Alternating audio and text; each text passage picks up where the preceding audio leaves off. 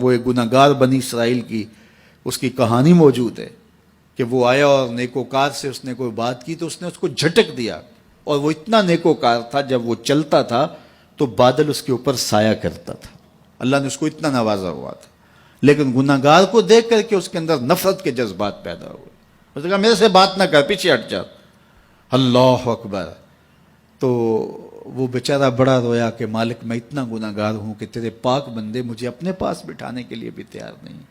دل ٹوٹا، شکستگی پیدا ہوئی۔ کہا لیکن مالک تیری مرضی، اور واپس پلٹا۔ لیکن جب واپس پلٹا تو وہ بادل کا سایہ جو اس نیکوکار پہ تھا وہ سایہ اس گناہگار کے سر پہ آ گیا۔ تو وہ کرم نوازی جس پہ فرما دے، اس کے سارے بندے ہیں۔ تو اللہ کو جو ہے وہ تکبر کی نیکی نہیں، وہ گناہ جس کے بعد عجز پیدا ہو اللہ کو وہ پسند ہے، وہ گناہ جس کے بعد توبہ کے جذبات ابھریں، بندے کو شرمندگی کا احساس ہو۔ تو مت ایسے بنے کہ 4 نمازیں پڑھ لیں تو سب بے نمازیوں کو حقیر جاننے لگ جائیں، تھوڑا سا کام کر لیں، صدقہ و خیرات کر لیں تو باقی مالداروں کو حقیر جانے لگے۔ آپ کو دین کے کام کی توفیق مل گئی ہے تو آپ دین کے ٹھیکیدار بن کے بیٹھ جائیں کہ میں اتنا بڑا جلسہ کروایا، اب میرے علاوہ تو کوئی یہاں مسلمان نہیں رہتا، میں ہی سب سے بڑا عاشق رسول ہوں اور میں ہی سب سے بڑا مسلمان ہوں۔ نہ، ایسا نہ کیجئے۔ اللہ نے آپ کو توفیق دی، آپ نے لوگوں کو دعوت دی، پتہ نہیں کس آنے والے پہ کتنا کرم ہوا ہے۔ یہ تو ان کی رحمتیں ہیں، وہ جس پہ چاہے جیسے چاہیں برس جائیں۔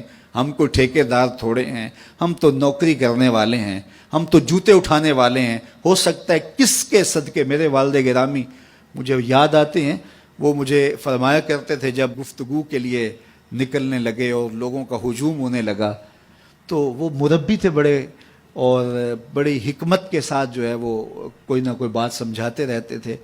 تو ایک دن فرمانے لگے کہ ایک خطیب تھا، بظاہر اچھا خطاب کرتا لیکن اندر سے کوئی اتنا اچھا نہیں تھا۔ تو جب وہ فوت ہو گیا تو وہ بخشا گیا، تو اس نے اللہ سے کہا کہ میرے مالک میرا تو کوئی عمل ہی نہیں ہے کہ میری بخشش ہوگی اور میری مغفرت ہو گئی۔ تو فرمایا کہ ہاں ہم تجھے جانتے ہیں، لیکن ایک دن تو کہیں واز کر رہا تھا، میرا ایک بندہ بیٹھا تھا، اس کو پسند آ گیا، میں نے اس کے صدقے تیری مغفرت فرما دی۔ اٹھ فریدا ستیا تے میلا ویکھن جا، اٹھ فریدا ستیا تے میلا ویکھن جا، وت کوئی بخشیا مل جاوے تے تو ہی بخشیا جا۔ تو پتہ نہیں کس کے صدقے سے اللہ رحمتوں کا نزول فرماتا ہے۔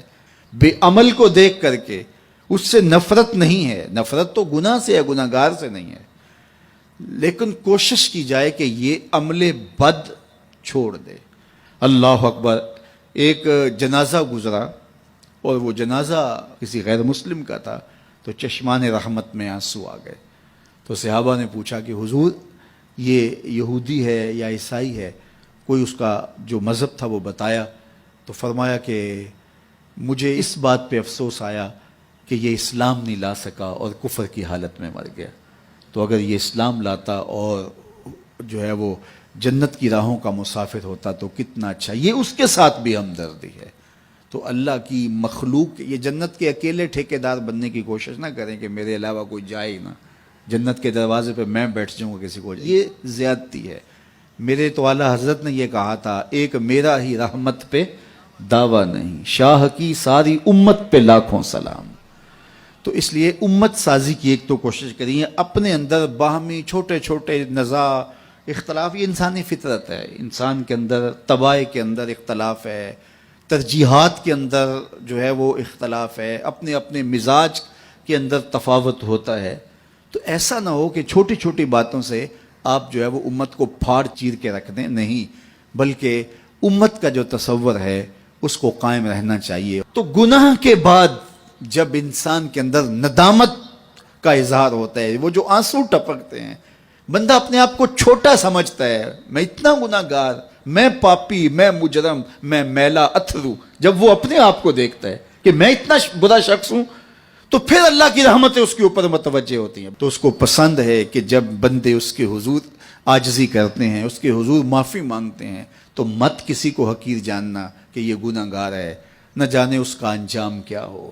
کتنے گناہگار ان کا آخر اچھا ہو جاتا ہے، کتنے نیکوکار ان کا آخر اچھا نہیں ہوتا۔ انما الاعمال بالخواتیم، وہ تھی تو فاحشہ عورت لیکن ایک کام کیا کہ ایک کتے کو پانی پلا دیا، اپنے دوپٹے سے جوتا باندھ کر کنویں میں لٹکایا اور اس کو پانی پلا دیا۔ حدیث پاک میں آتا ہے اللہ اس کے صدقے سے اس کی خطائیں معاف فرما دی۔ اور ایک نے بلی کو مار دیا خاتون کو، اور وہ جہنم کی آگ میں جلنے لگی۔ اس لیے کس کا انجام کیا ہوتا ہے؟ ہمارے بزرگ فرماتے ہیں کہ بچے سے پیار کرو کہ اس کے گناہ کم ہیں، اور بڑے سے پیار کرو اس کی نیکیاں زیادہ ہیں، اس کی نیکیاں زیادہ ہیں۔ چھوٹے سے اس لیے پیار کہ اس کے گناہ کم ہوں گے، اور بڑے سے اس لیے پیار کہ اس کی نیکیاں زیادہ ہوں گی۔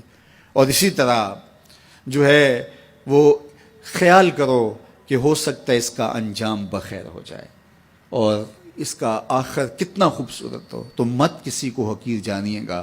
ایک میرا ہی رحمت پہ دعویٰ نہیں، شاہ کی ساری امت پہ لاکھوں سلام۔ تو حضور کی امت سے پیار کرو، مخلوق خدا کو جوڑنے کی کوشش کرو۔ اور آقا کریم علیہ الصلوۃ والسلام نے یہ جو امت کا تصور دیا اور کہاں کہاں سے لا کے کہاں کہاں کے افراد کو ایک گروہ میں، ایک جماعت میں اور ایک امت کے اندر پرویا، ایک لڑی کے اندر پرویا، اس امت کو امت ہی رہنے دیا جائے۔ اللہ مجھے آپ کو اپنی پناہوں کا حصار عطا کرے۔